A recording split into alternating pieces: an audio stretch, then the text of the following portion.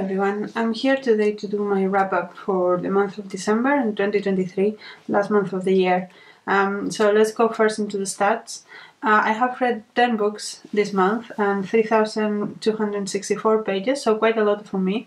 More than 100 pages a day, so that's good. I think I needed a month where I just read a lot, and also of course I wanted to finish some things, but also for myself, and because the weather is crap, it makes sense that I read more. The moods that I have read from are mostly informative, also reflective, challenging, adventurous, and then mysterious, lighthearted and funny.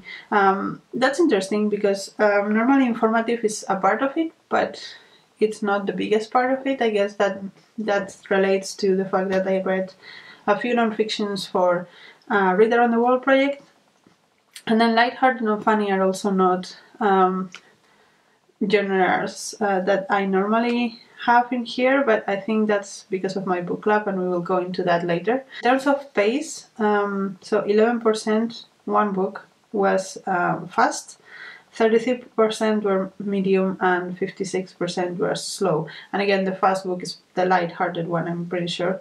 And then in terms of page number, I read 10% of the books were over 500 pages, so again, one book.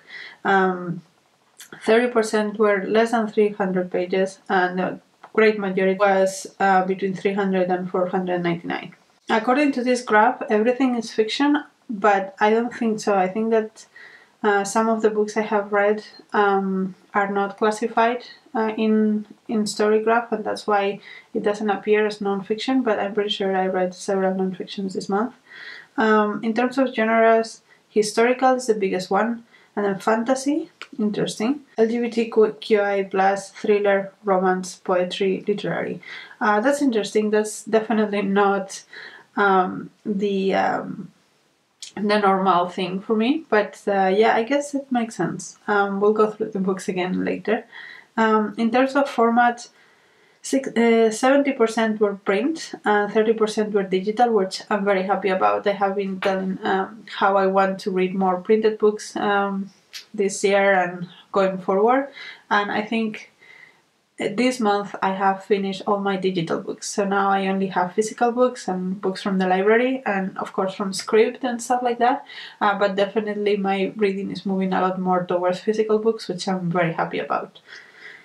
In terms of languages, I read 8 books in English, 1 book in French and 1 book in Spanish, which is a good spread, I think. And then finally, in terms of pages, most of the time I was around 100 pages, sometimes a little bit higher, sometimes a little bit lower. There is a big dip around the end of the first week. That's because I went to visit a friend and I didn't read much when I was there. But other than that, I think I'm very happy with my spread of pages this month. There is not like huge spikes or dips. So yeah, I'm very happy with that. Then let's go into the books themselves. The first book that I finished this month is Unfolding the Moon, Enacting Women's Kastom in Vanuatu by Lissant, Bolton. And this was a non-fiction book about the concept of custom in Vanuatu. So customs in Vanuatu are like the traditions and the day-to-day things that they do as part of their culture and their rituals. Traditionally, those were all men activities, and women have been lately claiming back the fact that they also have traditions and they also have rituals, and that should also be considered custom. And be like upgraded to being recognized, basically. And this book comes from the point of view of an anthropologist that is working in Vanuatu, and it's narrating what's happening. And I found it very academic, basically. It was not bad. I think the topic was very interesting, and I mean, I don't know anything about Vanuatu, so it was nice to know about this custom and what makes something culture and what doesn't. I think that's overall a very interesting conversation, but this was very centered on semantics and exact wording of things, which is, I think, more common on academic settings. So in that sense, it was not as approachable as I was hoping it to be, but still interesting enough. Then the next book I read was A Providence of War by Joshua Taumoefolau. I hope I pronounced that correctly. And I think this is part of a I don't know if it's a fantasy or historical fiction, but I don't think there is any other book that was published, because this is, I believe, self-published. I mean, it looks fairly self-published. It's quite big, actually. And it's about it's kind of set in a historical point in the Pacific Islands and the Pacific Islanders' lives. And there is certain wars going on with a king of one of the islands and other kings that want to take over that island when the father dies. And so it follows kind of like this prince going into an adventure to kind of prove himself that he can be the king. And it had like a fantasy feeling, even though I'm not sure, there was no magical creatures. There was a little bit of a folklore tone to it, but there was nothing outrageously fantasy. But it did have a fantasy feel about it, and I think it was very well written for a self-published book. I think I really enjoyed it. I think it's nothing super special in terms of storylines, but because of the setting is so different from other fantasy or historical fictions, I think this is definitely worth a read, and I think it was very interesting for me, and also a change of pace in all of these Read Around the World projects. I read a lot of very dense and very non-fiction-y kind of books, and this was a very welcome change of pace when I still was immersed on the culture of some of the Pacific Islands. The next book I read was Where We Once Belonged by Figiel, and this follows a early teenage girl kind of navigating becoming a woman and the cultural traditions of, this is from Samoa, and the changing world around her. At first it felt a little bit like YA, like the way it was written and like obviously the storyline and stuff, but it also has things like these, like poets, and it becomes more and more literary as the book goes, and at the end I was not sure what the book was supposed to be doing, just because like the story of the girl was not the main point anymore, and it was a lot more about the traditions and about the conflicts of this particular society, which I enjoyed, but I think I lacked the background to fully appreciate this book, and I also think I was tricked in some ways on what my expectations were with respect to what it actually was. So I think it's a good book, and I think people should read it, but I just think that for me personally it was a strange one to judge. Next book I read was Cinderellas of the Empires Towards a History of Kiribati and Tuvalu by Barrie Macdonald. And again, this is for Read Around the World project for Tuvalu and Kiribati. And I learned a lot of things from this book because it's a historical book and it goes through the history of those two countries. And one of the interesting facts is that those two countries were called Ellis Islands and Gilbert Islands or something like that, and they were considered one country under the UK rule. And then when they gained independence, they wanted to separate into Tuvalu and Kiribati, and they were allowed to, which was actually not a very common thing, that the people were allowed to decide their own countries. That's why Africa has all those very straight line borders, right? But in this case they were. So this goes mostly through the history under colonialism and a little bit about the independence. I found a bit annoying that he clarified which islands were Kiribati and which islands were Tuvalu at the beginning, and then they use the colonial names instead of the actual names that they have now. So I found that a bit annoying. I also think that it went into way too much detail about the every single governor and things of each island. I don't think we needed that much detail, so that also made the book very dense to go through. But again, there were things that I learned from this, and it makes sense that at the beginning I was a little bit doubtful that this book is for two countries, but actually it makes sense in the context of the colonial history, because they were one country back then. So yeah, it was interesting, but it was not the best historical non-fiction I have ever read. The next one that I finished was Tikopia Songs, Poetic and Musical Art of the Polynesian People in the Solomon Islands by Raymond Firth. And this again was very, very academic. So this is, Tikopia is an island of the Solomon Islands, but it's a very, very removed island. It's very far from anything else. I think it said like it was 150 kilometers away from any island bigger than it, and I googled the island and it's so unexplored, I guess, that Google just has a square for it. It doesn't even have like the topology of the island or anything, so it's that remote.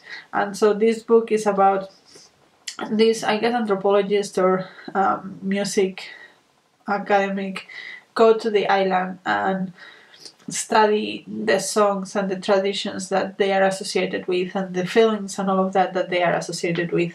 Very academic. I don't have a music background at all, and this was very music based, and also of course it's a book, so you cannot listen to the songs he's talking about. And I did again Google some of the songs, and I found some songs about this island, but yeah, I could not know if it was for sure what it was being talked about, because it's not the same song, right?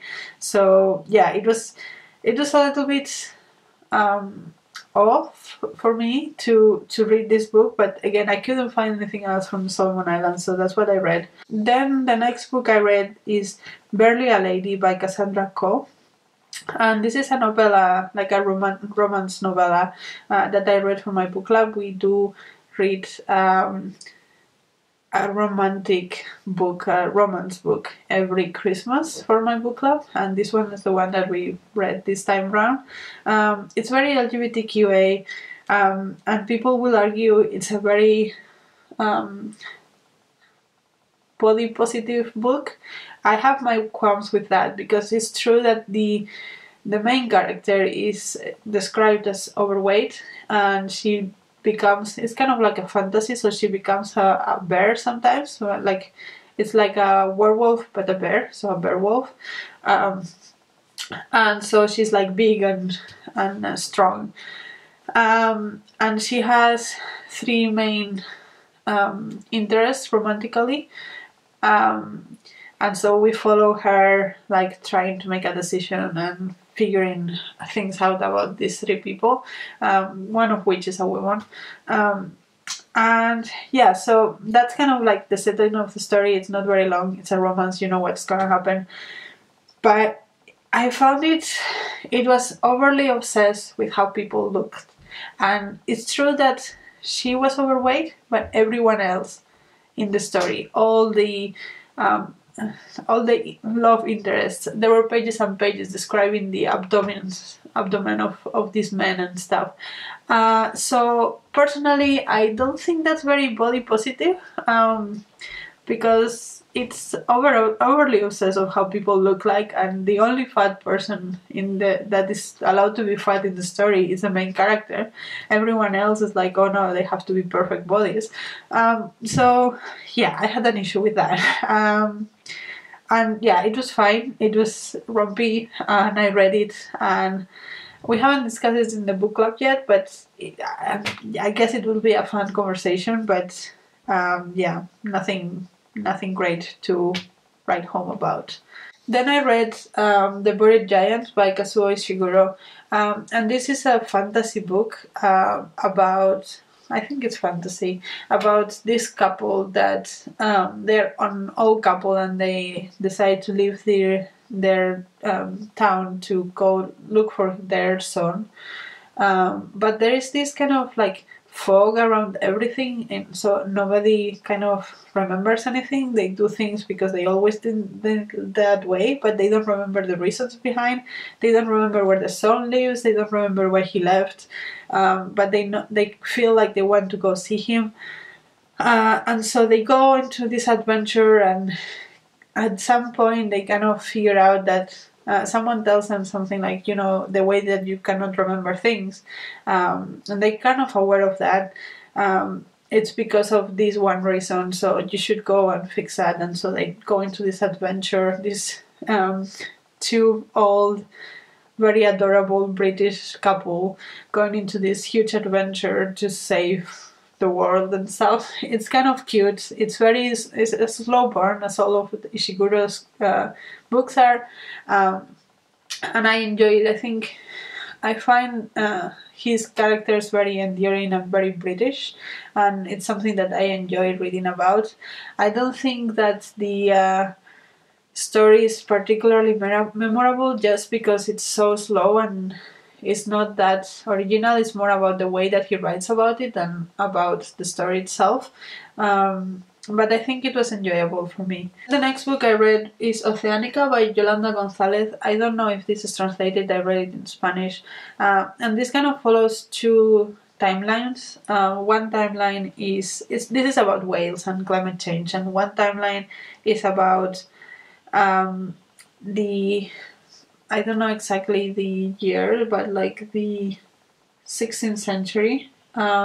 It's when the Basque country was very based on chasing whales to survive. That's what most of the people there did. They were fishermen, and they went and caught whales for their oil so they could make money.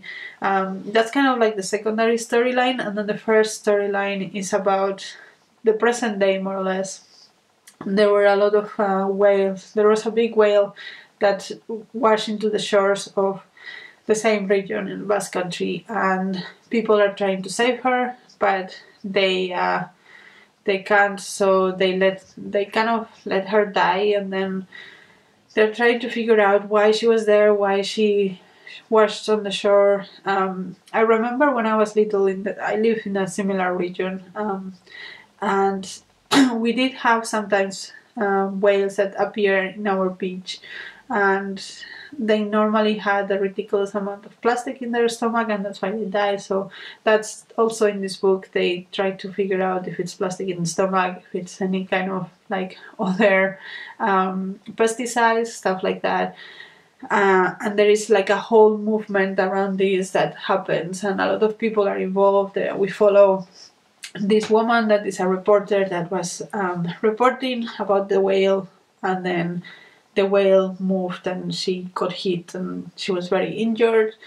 And there is talk about ecological movements that were involved, and politicians and all of that. I think the writing was good, and I also like it was very poetic without being overly over the top, and also I think the story was very nuanced, like the way that the press and the ecological movements and the politicians and all of these things were involved. I think it was very very smart and very nuanced, so I really enjoyed it. The only thing I will say is that although I understand why the storyline of the 16th century was necessary, I don't think it was fit that well into the overall story. There was also pages like this, black pages, and I think that is supposed to be from the whales themselves or the sea or something like that, and kind of like a more ethereal voice. And I enjoy that as well. But yeah, I think the 16th century part didn't match as well, and I think that even the author knows it, because that was more of a component at the beginning of the book, and by the end it kind of fades away. So yeah, that's the only criticism I have about this, but other than that, I think the writing was very good, and the story was very interesting and nuanced, and maybe it is because it's set in a region that I know fairly well in Spain, but I really enjoyed it. And the next book I read is Civilizations by Laurent Binet. I read this in French, which is the original, and this is about the hypothetical situation in which Atahualpa, which was one of the Incan kings, I think, came to Europe instead of the other way around, and then he kind of conquers places around Europe, and Europe is like, no, we have to fight back, and so they have this like war going on, and this like political war as well, and I enjoyed it. I think I like how Laurent Binet writes. I have read HHHH by him before, and I like his very conversational tone, and this was no different. I really enjoyed it. I'm not sure that the story was as nuanced as I was hoping it to be, but other than that, I think that it's a very good book, and yeah, I recommend. And then the last book I read this month is The Architect's Apprentice by Elif Shafak. And this is about a boy that comes from India to Istanbul with an elephant that was a present for the Sultan in Istanbul. And once he's there, he's taken as an apprentice for the architect as well, for a series of reasons. And it's kind of like this spans his whole lifetime. First when he was a child and an apprentice, and then he's once the politics of the empire develop and some sultans died, his master dies, and then what happens from there and how he develops as a person, and also his deep love for this elephant. He always takes care of the elephant, despite being the apprentice as well of the architect and then an architect himself. He always takes care of this elephant as well, and I think it was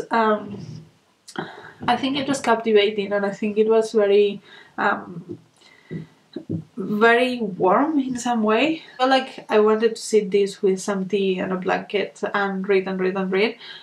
With that said, I don't think this is the best Elif Shafak I have read. I don't think that this has the impact long term that other books of her have, but it was a good ride, and I enjoyed it for what it was. Yeah, those are all the books that I read this month. Let me know if you have read any of them, if you have enjoyed it. And also I want to ask you if you enjoyed this format, if the stats at the beginning add anything, because I'm thinking about removing them from the next year, just because I don't know how much they add to the discussion. But yeah, that's all from me. Have a nice one, and at the next video, bye!